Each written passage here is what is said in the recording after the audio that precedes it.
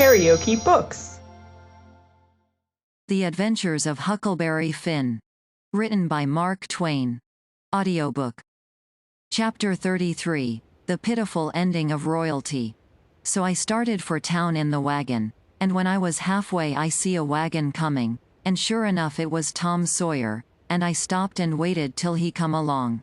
I says, "Hold on," and it stopped alongside, and his mouth opened up like a trunk, and stayed so, and he swallowed 2 or 3 times like a person that's got a dry throat, and then says, "I hain't ever done you no harm. You know that. So, then, what you want to come back and haunt me for?" I says, "I hain't come back. I hain't been gone." When he heard my voice it righted him up some, but he warn't quite satisfied yet. He says, "Don't you play nothing on me, because I wouldn't on you. Honest Injun, you ain't a ghost?" "Honest Injun, I ain't," I says. "Well, well, that ought to settle it, of course, but I can't somehow seem to understand it no way. Looky here, warn't you ever murdered at all?" "No. I warn't ever murdered at all. I played it on them. You come in here and feel of me if you don't believe me." So he done it, and it satisfied him, and he was that glad to see me again he didn't know what to do. And he wanted to know all about it right off, because it was a grand adventure, and mysterious, and so it hit him where he lived. But I said, "Leave it alone till by and by," and told his driver to wait, and we drove off a little piece, and I told him the kind of a fix I was in, and what did he reckon we better do? He said, "Let him alone a minute, and don't disturb him." So he thought, and pretty soon he says, "It's all right, I've got it. Take my trunk in your wagon, and let on it's yourn, and you turn back and fool along slow, so as to get to the house about the time you ought to, and I'll go towards town a piece, and take a fresh start, and get there a quarter or a half an hour after you, and you needn't let on to know me at first." I says, "All right, but wait a minute. There's one more thing, a thing that nobody don't know but me. And that is, there's a nigger here that I'm a-trying to steal out of slavery, and his name is Jim, old Miss Watson's Jim." He says, "What? Why, Jim is—" He stopped and went to studying. I says, "I know what you'll say. You'll say it's dirty, low-down business, but what if it is? I'm low down, and I'm a-going to steal him, and I want you keep mum and not let on. Will you?" His eye lit up, and he says, "I'll help you steal him." Well, I let go all holts then, like I was shot. It was the most astonishing speech I ever heard, and I'm bound to say Tom Sawyer fell considerable in my estimation. Only I couldn't believe it. Tom Sawyer a nigger stealer. "Oh, shucks," I says, "you're joking." "I ain't joking, either." "Well, then," I says, "joking or no joking, if you hear anything said about a runaway nigger, don't forget to remember that you don't know nothing about him, and I don't know nothing about him." Then we took the trunk and put it in my wagon, and he drove off his way and I drove mine. But of course I forgot all about driving slow on accounts of being glad and full of thinking, so I got home a heap too quick for that length of a trip.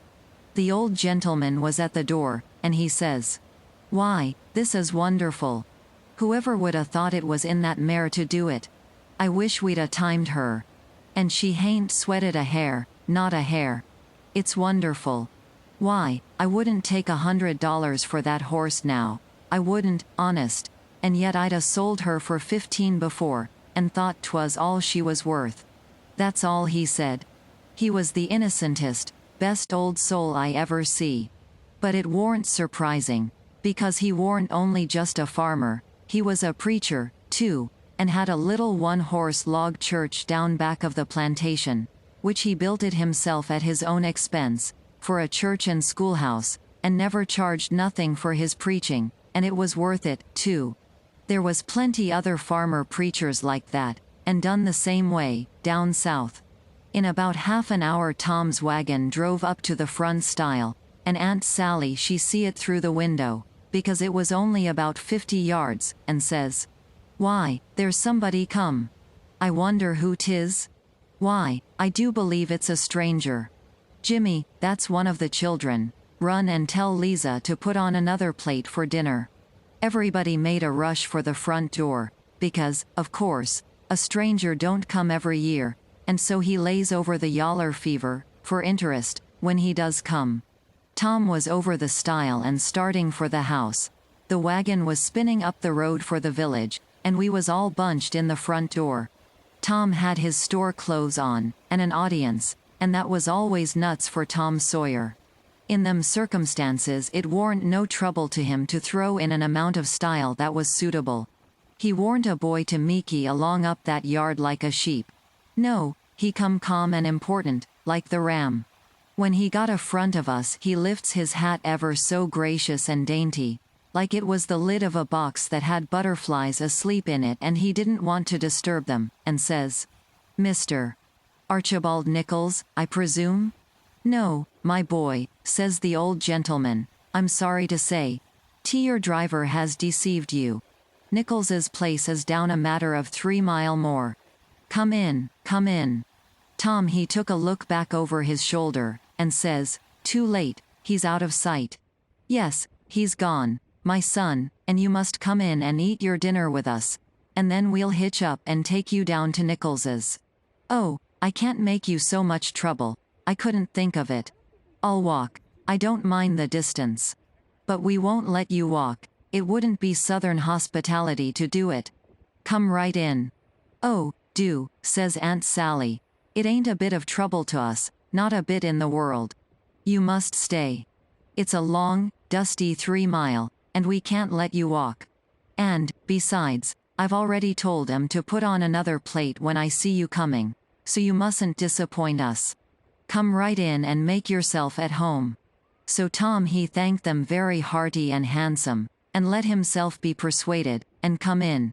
And when he was in he said he was a stranger from Hicksville, Ohio, and his name was William Thompson, and he made another bow.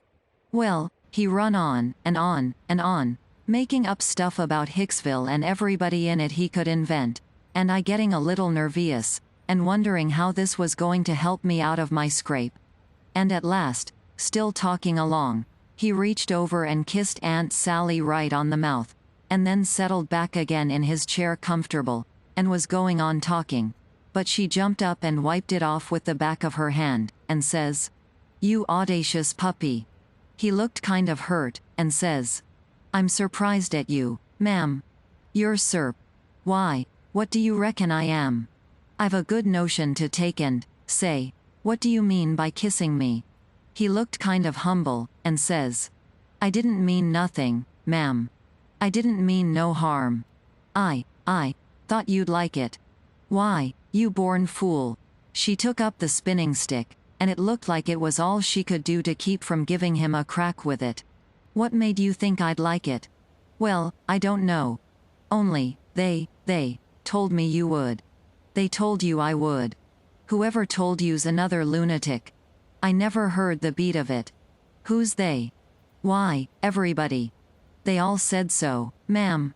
It was all she could do to hold in, and her eyes snapped, and her fingers worked like she wanted to scratch him, and she says, "Who's everybody? Out with their names, or there'll be an idiot short."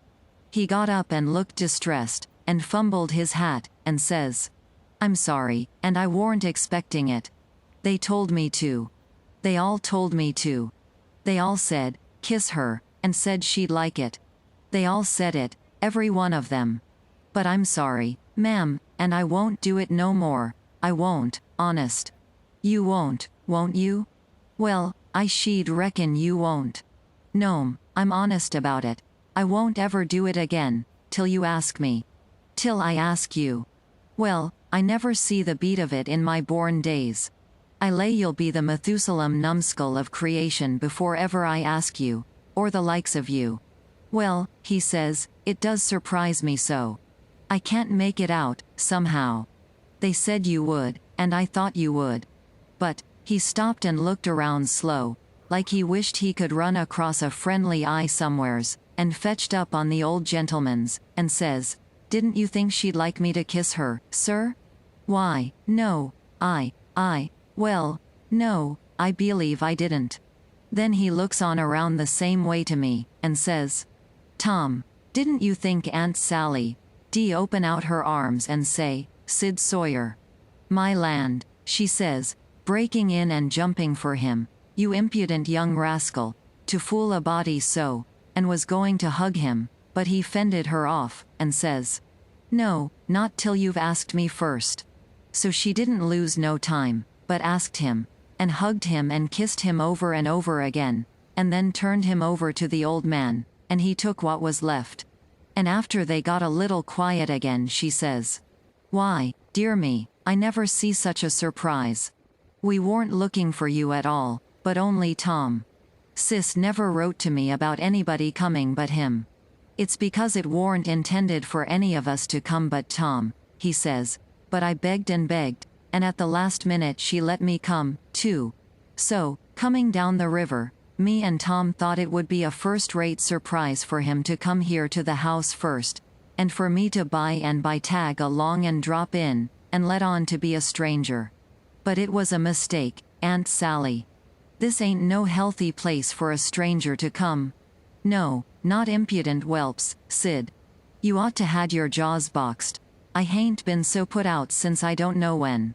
But I don't care, I don't mind the terms. I'd be willing to stand 1,000 such jokes to have you here. Well, to think of that performance.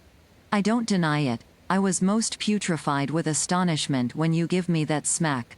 We had dinner out in that broad open passage betwixt the house and the kitchen, and there was things enough on that table for 7 families, and all hot, too. None of your flabby, tough meat that's laid in a cupboard in a damp cellar all night and tastes like a hunk of old cold cannibal in the morning.